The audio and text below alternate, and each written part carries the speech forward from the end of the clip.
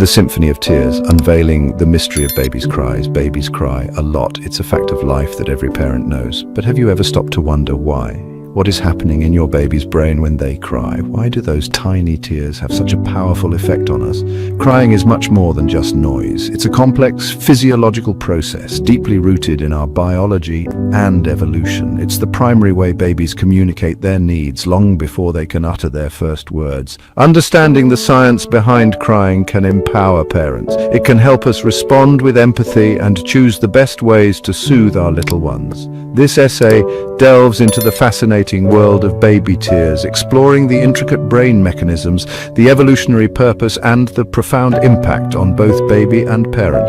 By understanding the language of tears, we can better navigate the beautiful, messy, and often loud journey of parenthood. Let's unravel the mystery of baby tears together, step by step. A journey through time, the history and biology of crying. Crying, a seemingly simple act, has a long and rich history dating back millions of years. It is a universal behavior observed across cultures and epochs, transcending time and geography. From an evolutionary perspective, crying served as a vital survival mechanism for our ancestors. In the wild, the cries of an infant could alert a caregiver to their needs, ensuring they received the necessary attention and protection. Infants, helpless and vulnerable, relied on their cries to signal distress to their caregivers. This instinctual behavior was crucial for their survival, as it communicated hunger, discomfort, or the need for affection. A crying baby was more likely to be fed, protected from danger, and given the care they needed to survive. The sound of a baby's cry is uniquely designed to capture the attention of adults, triggering an innate response to provide care. This primal instinct is deeply embedded in our biology. The act of crying is not just a learned behavior, but a fundamental aspect of human nature, hardwired into our very being. The ability to cry is present at birth, hardwired into our nervous system. Newborns emerge into the world with the capacity to cry, a clear indication of its importance in human development. Even before babies can focus their eyes or grasp objects, they can shed tears, a testament to the essential nature of crying in human development. This early ability to cry ensures that their needs are met even when they cannot communicate in other ways. Over time, crying evolved into more than just a survival mechanism. It became a complex form of communication, conveying a range of emotions and needs. It became a powerful tool for communication, forging emotional bonds between babies and their caregivers. The act of crying and the subsequent response from a caregiver create a dynamic interaction that is crucial for emotional development. The act of responding to a baby's cries, of providing comfort and care, strengthened the parent-child connection, laying the foundation for trust and security. This interaction is vital for the child's emotional and psychological growth, fostering a sense of safety and attachment. Throughout history, the role of crying in human development has been recognized and valued across cultures. From ancient civilizations to modern societies, the importance of responding to a baby's cries has remained a constant. In today's world, technology has provided new ways to monitor and respond to a baby's cries, but the fundamental need for human connection and care remains unchanged. The sound of a baby's cry continues to evoke a deep, instinctual response in caregivers, highlighting the timeless nature of this behavior. As we continue to explore the history and biology of crying, we gain a deeper understanding of its significance in human life. Crying is not just a sign of distress, but a powerful means of communication and connection, essential for our survival and well-being. Decoding the triggers. What makes babies cry? Babies cry for a multitude of reasons, and understanding these triggers is key to responding effectively. Crying is their primary way of communicating their needs and discomforts to the world around them. While hunger is often the first thing that comes to mind, it's just one piece of the puzzle. Babies have tiny stomachs and need to be fed frequently, so hunger is a common reason for their tears. Discomfort, whether from a wet diaper, a cold room, or an itchy tag on their clothing, can also trigger tears. Babies are highly sensitive to their environment, and even small discomforts can feel overwhelming to them. Overtiredness is another common culprit. Babies need a lot of sleep, and when they don't get enough, they can become cranky and inconsolable. Babies have short sleep cycles and can easily become overstimulated. Too much noise, light, or activity can make it hard for them to settle down and rest. When they get overtired, their bodies release stress hormones, making them fussy and prone to crying. It's a vicious cycle because the more tired they get, the harder it is for them to fall asleep. Sometimes babies cry for no apparent reason at all. This can be one of the most challenging aspects for parents to deal with. This can be frustrating for parents, but it's important to remember that even babies have their off days. They might be feeling overwhelmed, confused, or just in need of some extra comfort. Just like adults, they can experience a range of emotions, from frustration to anxiety, which can manifest as crying. Babies are still learning how to process and express their feelings. Understanding the different triggers for crying can help parents better anticipate their baby's needs and respond accordingly. It's a learning process for both the baby and the parents. It's about learning their unique language and providing the comfort and care they need to thrive. Each baby is different, and what works for one might not work for another. Patience and attentiveness are key. Sometimes a soothing voice or gentle rocking can make all the difference.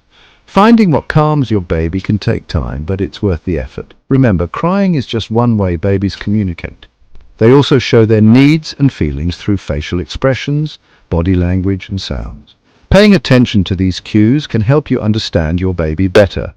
In the end, the goal is to create a loving and supportive environment where your baby feels safe and understood. This not only helps reduce crying, but also fosters a strong bond between you and your baby. With time, you'll become more attuned to your baby's needs and more confident in your ability to meet them. Every tear is a step towards better understanding and a deeper connection. Section 4. The crying brain. A symphony of signals. Crying is far from a simple reflex. It's a complex physiological process orchestrated by a symphony of signals in the brain. When a baby experiences a need or discomfort, whether it's hunger, pain, or loneliness, sensory receptors throughout their bodies send distress signals to the brain. These signals travel to the brainstem, the most primitive part of the brain, responsible for basic life functions. The brainstem then activates the autonomic nervous system, which controls involuntary functions like breathing, heart rate, and tear production. As the crying cascade continues, the signals reach the limbic system, the emotional center of the brain. Here, the amygdala, responsible for processing emotions like fear and anxiety, kicks into gear, intensifying the crying response. The hypothalamus, another key player in the limbic system, regulates the release of stress hormones like cortisol and adrenaline, further amplifying the baby's cries and alerting caregivers to their distress.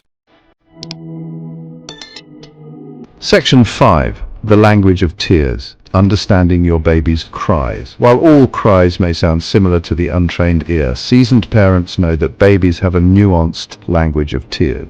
Each cry is a form of communication, a way for your baby to express their needs and emotions.